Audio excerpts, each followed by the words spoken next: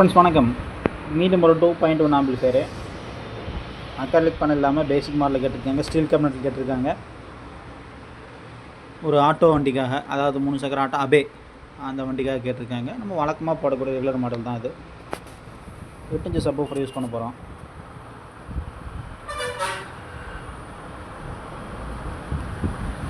Sound கேட்டு பாருங்கள் எப்படி இருக்குன்னு.